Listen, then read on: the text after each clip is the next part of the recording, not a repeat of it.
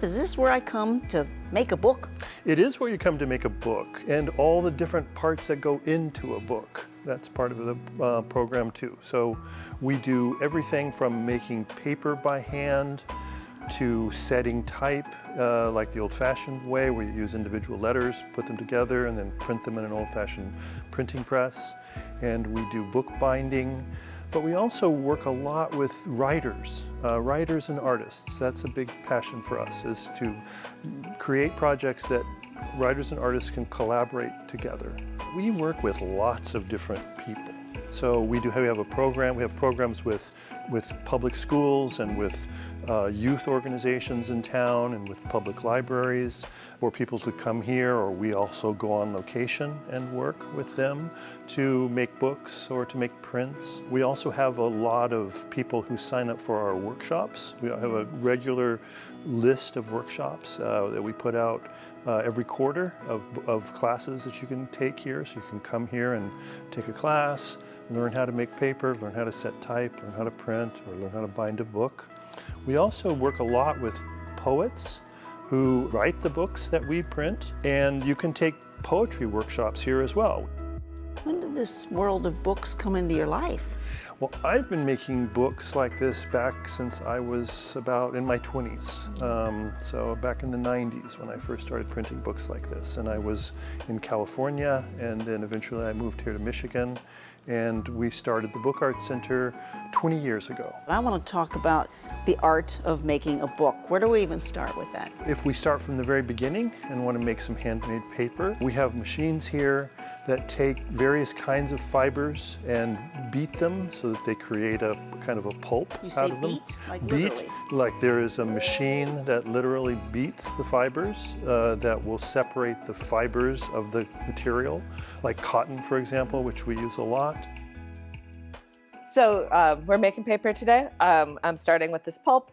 It is ground up cotton, and there's also some recycled cotton in there. We like to use the cotton fibers because they have nice long fibers that hold together. So it's basically just water, and then I'm going to use my tools. I have a mold, which is like a screen, and a decal, which is like a frame. They go together like this.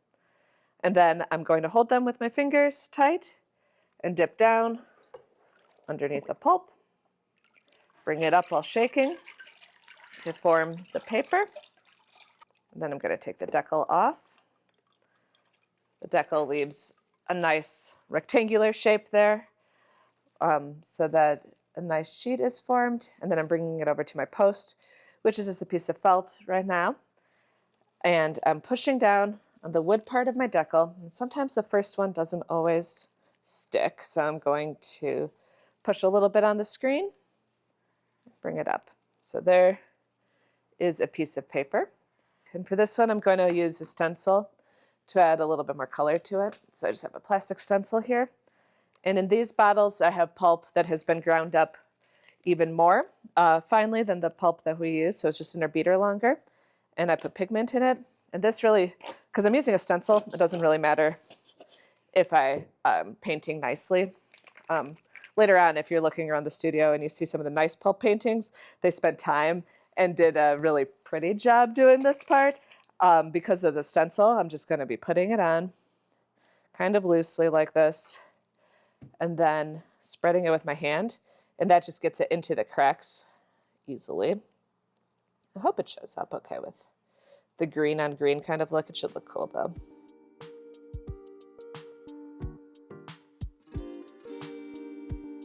And then you stick them into a hydraulic press, which puts 2,000 pounds of pressure on them and squeezes all the water out and forces the fibers to knit together to create a sheet of paper. So when you first make it, it looks like oatmeal. It doesn't look like anything that you could pick up. But after it comes out of the hydraulic press, you can pick it up just like you're holding a wet napkin, and then we put it into a drying press and dry it out to make the paper. So that would be the first step. And then we also do traditional letterpress printing.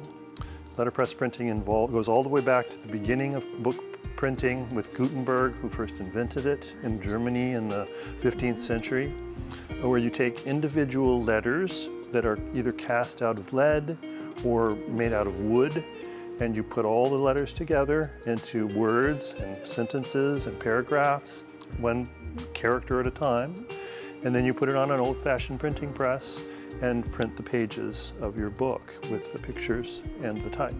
Tell me about the talents of Katie and what she has prepared. Katie's been involved in the Book Arts Center from the very beginning. She's the studio manager. She's involved in everything here.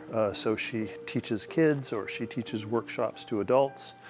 She works also with, we have interns that work here. We usually have up to about 5 interns every semester from Kalamazoo College and Western Michigan University. They work throughout the semester and learn all the things that we do here. We also have interns that work with us from local high schools. Usually these are students that are really interested in and advanced in art and have intentions to go on to study art in college. So this is a really good opportunity for them to have an experience that can add to their college application. Take me to this journey of the letterpress and where we were, where we are, and where we could be in the future digitally. Sure. So the printing industry changed enormously in the 20th century.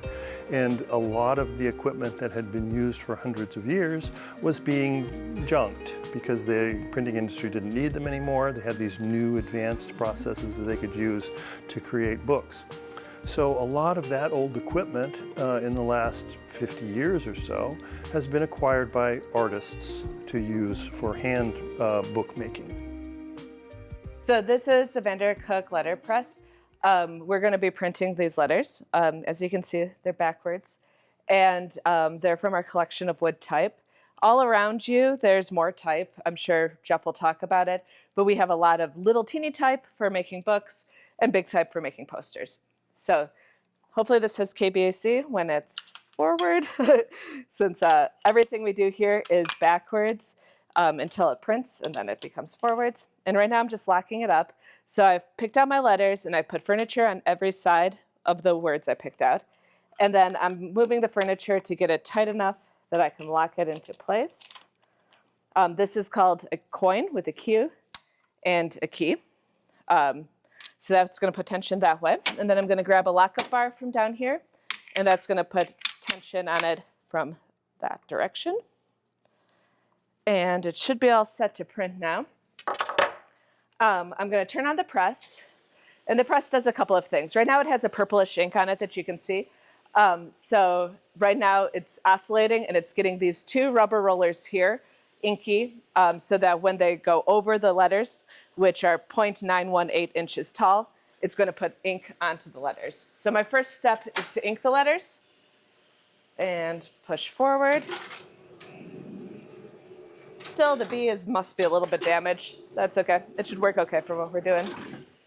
So to use the Vandercook, I put my foot on this pedal, which lifts up these grippers that hold the paper. So I'm putting the paper about where I think the letters are going to be, and then I can move this guide here so I can guess where it's going to be on the paper. Then I'm going to take my foot off the pedal so that the grippers go down, and then I'm going to move across. So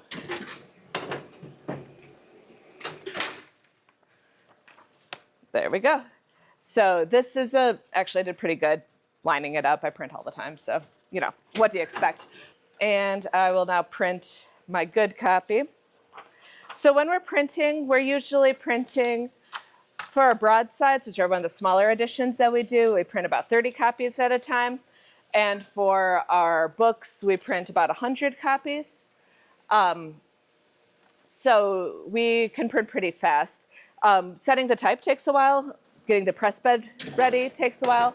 Fixing things like that B that isn't printing exactly right takes a while. But the actual printing part goes fast. So it's a great way of reproducing things.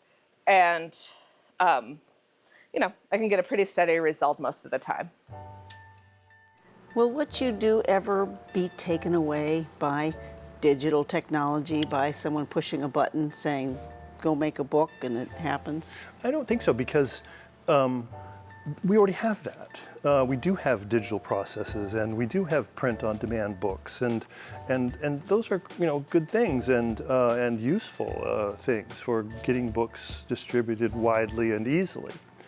But the difference in the kind of books that we make is that because they're made by hand, and because so much care goes into them, when somebody reads a book like ours, they sense that instantly. And I think that it causes them to kind of slow down and sort of appreciate what they're looking at, what they're reading in a more special way, because they recognize that this is not just a book that was created on a machine, this is a work of art. And so it's treated that way. My feeling is that this space has a really positive energy, and that people feel that when they come in the space. There's such an interesting variety of things to look at. We have a gallery where we always have things on display. We often do poetry readings and exhibitions, so we have a lot of people that come here as the audiences for those things. And while they're here for a poetry reading, they also wander around fascinated by the antique equipment. So one other thing that we do here is I was a Fulbright scholar to Italy 18 years ago to study the history of printing in Italy. And I've been going back to Italy ever since. So I've been taking groups of students to Italy for many years now to work in traditional printing studios in Italy. We've also taken groups of people who sign up through the Book Arts Center, so non-students, but adults. In fact, I have one person this year who's going to join us in Venice, who's coming from South Africa to meet us there to be part of this program. So we'll be offering this program again in the summer of 2026. Internationally known. We have become internationally known here, yes, at the Book Arts Center.